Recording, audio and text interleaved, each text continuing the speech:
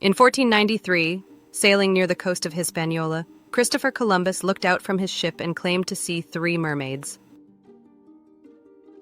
In his journal, he wrote, "They are not half as beautiful as they are painted, though to some extent they have the form of a human face."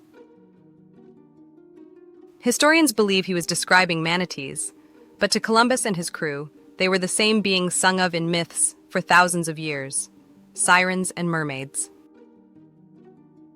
But are sirens and mermaids the same, or do their legends tell 2 very different stories? Welcome to the veil. Step closer, for the veil is thin, and the stories you are about to hear have lingered in the shadows, waiting for you.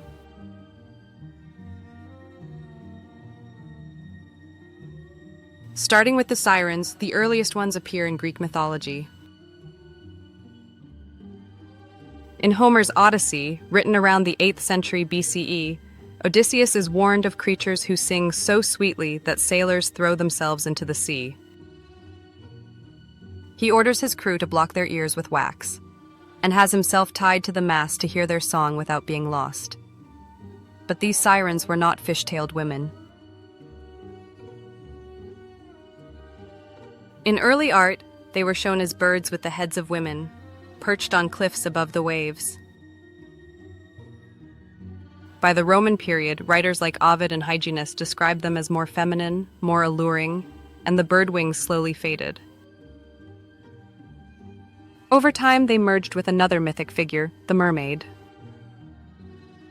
And mermaids have older roots. In ancient Syria, around the 1st millennium BCE, people worshipped Atargatis, a fertility goddess shown as half woman, half fish. According to legend, she cast herself into a lake in shame after accidentally killing her lover, and was transformed into the first mermaid. In Mesopotamia, the Babylonian priest Berossus wrote in the 3rd century BCE of a fishman named Oannes, who emerged from the sea to teach humans writing, science, and law. Other cultures told similar stories.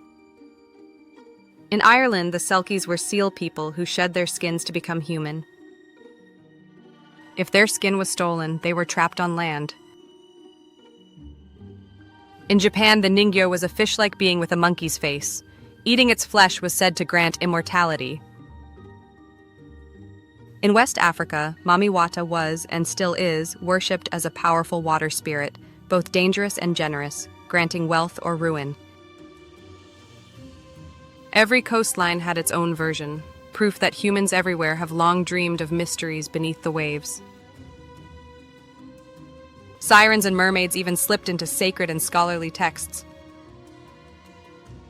In the Bible, the book of Isaiah 13:21-22 speaks of ruins haunted by strange beings.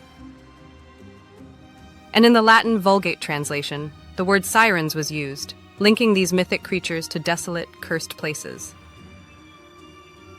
The Physiologus, a Christian bestiary written in the 2nd or 3rd century CE, described mermaids as real beings, warning that their beauty was a snare for the soul. The Anglo-Saxon Chronicle records a sighting in 1045 near England, where fishermen reportedly caught a merman in their nets. By the Renaissance, scholars debated them seriously. In 1560, Swiss naturalist Conrad Gesner listed mermaids in his Historiae Animalium, alongside whales and fish. In summary, here is the difference between the 2 beings. Sirens are rooted in Greek myth, creatures of song and death tied to temptation and destruction.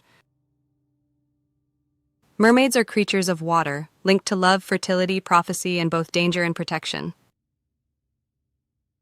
However, by the Middle Ages, the 2 became the same. In illuminated manuscripts and church carvings, the siren was no longer a bird woman, but a mermaid with a comb and mirror, symbols of vanity and lust. From then on, the line blurred, and in many languages the words became interchangeable. For centuries, explorers and sailors swore they had seen mermaids, like Christopher Columbus in 1493. In 1608, the English explorer Henry Hudson, sailing the Arctic, claimed his crew saw a mermaid with a woman's face and body to the navel and below the fish's tail. His crewman Thomas Hill confirmed the account. In 1614, Captain John Smith of Jamestown described a mermaid with green hair, who he found and said to be by no means unattractive. In 1734, Norwegian missionary Hans Egede reported seeing a mermaid off Greenland and said, "She lifted her head and upper body as high as the ship's side. Her shape was that of a woman, but below she was a fish." In 1830, villagers in the Hebrides claimed to kill a small mermaid and described it as childlike, with fish's tail and human features. Each account blurred reality with imagination, but each added weight to the myth. By the 19th century, mermaids became figures of romance and tragedy. In 1837, Hans Christian Andersen published The Little Mermaid, a story of love, sacrifice, and longing for the human world. In art, John William Waterhouse painted sirens as ethereal women, pale and haunting, their songs pulling men to ruin. By the 20th century, mermaids were everywhere.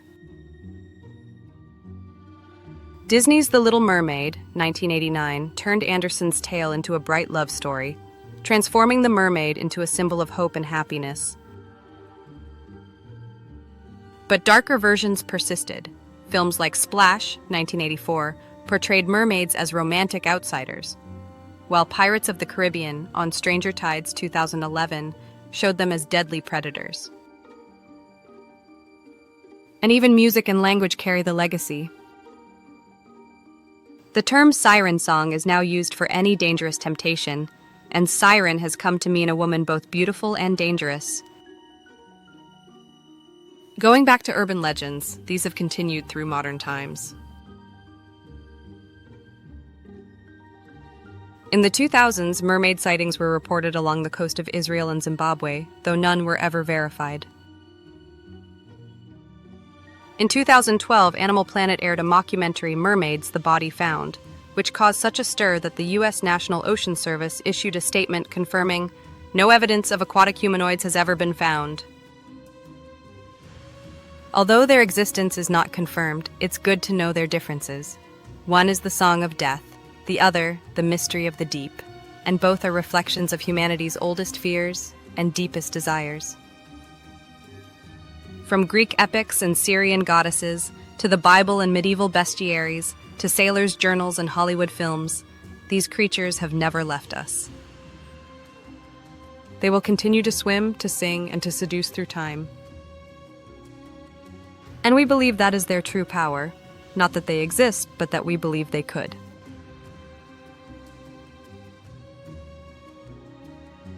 Thank you for venturing beyond the veil with us. If you enjoyed the video, then like, subscribe, and join the Watchers. The shadows have more secrets to reveal. Until next time.